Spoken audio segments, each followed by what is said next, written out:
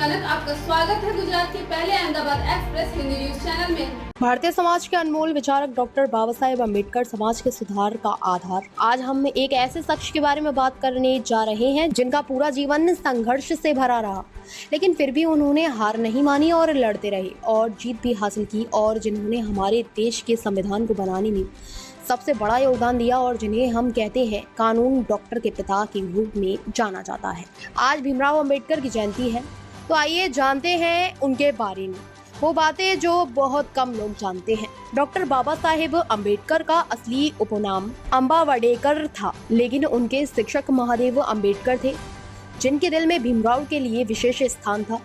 उन्होंने school record में अपना उपनाम अंबावडेकर से बदलकर अम्बेडकर कर लिया।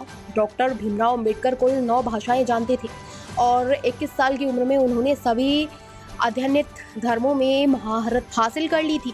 डॉक्टर बाबा साहेब अम्बेडकर के पास कुल 32 डिग्रियां थी और वह विदेश में अर्थशास्त्र का अध्ययन करने वाले पहले भारतीय बने थे। नोबेल पुरस्कार विजेता अमर्त्य सेन डॉक्टर बाबा साहब अर्थशास्त्र में अम्बेडकर को अपना पिता मानते थे। डॉक्टर बाबा साहेब अम्बेडकर को किताबें पढ़ने का बहुत शौक था।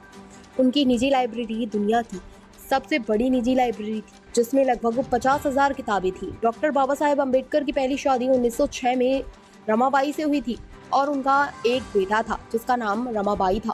1940 में भारतीय संविधान का मसौदा तैयार करने के बाद 1935 में उनकी मृत्यु हो गई। बाबा साहेब अम्बेडकर भी कई बीमारियों से पीड़ित थे, जिसके कारण उन्हें रात में नींद नहीं आती थी।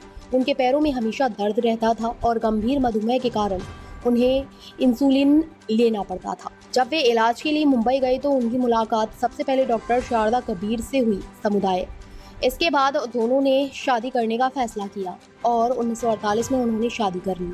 शादी के बाद डॉक्टर शारदा ने अपना नाम बदलकर सविता अम्बेडकर रख लिया। जब डॉक्टर भीमराव अम्बेडकर ने हिंदू धर्म छोड़ा तो उन्होंने 22 प्रतिज्ञाएं ली, जिसमें उन्होंने कहा कि वह कभी भी राम और कृष्ण की पूजा नहीं करेंगे। भगवान के अवतार डॉक्टर बाबा साहेब अम्बेडकर ने 1956 में बौद्ध धर्म अपना लिया था। वे विभाजन के खिलाफ थे। डॉक्टर भीमराव अम्बेडकर को समाज में उनके असंख्य और अमूल्य योगदान के लिए हमेशा याद किया जाता है। उन्होंने उस समय दलितों और अस्पृश्यता के लिए लड़ाई लड़ी, जब दलितों को अछूत माना जाता था और अपमानित किया जाता था। स्वयं दलित होने के कारण उन्हें कई बार अपमान और अनादर का सामना करना पड़ा, लेकिन उन्होंने कभी हिम्मत नहीं हारी, कभी थके नहीं। विपरीत परिस्थितियों में भी उन्होंने खुद को मजबूत किया और देश की सामाजिक और आर्थिक प्रगति में महत्वपूर्ण योगदान दिया। डॉक्टर बाबा साहेब अम्बेडकर ने संविधान मसौदा समिति के अध्यक्ष के रूप में कार्य किया। उन्होंने भारत के संविधान का मसौदा तैयार करने के लिए कड़ी मेहनत की।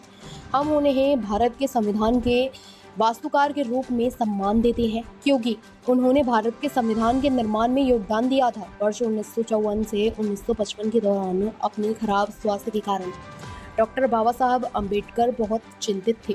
मधुमेह, धुंधली दृष्टि आदि कई बीमारियों के कारण उनका स्वास्थ्य बिगड़ गया। लंबी बीमारी के कारण 6 दिसंबर 1956 को दिल्ली स्थित अपने घर पर उन्होंने अंतिम सांस ली। चूँकि उन्होंने बौद्ध धर्म अपना लिया था, इसलिए उनका अंतिम संस्कार उसी धर्म के अनुसार किया गया।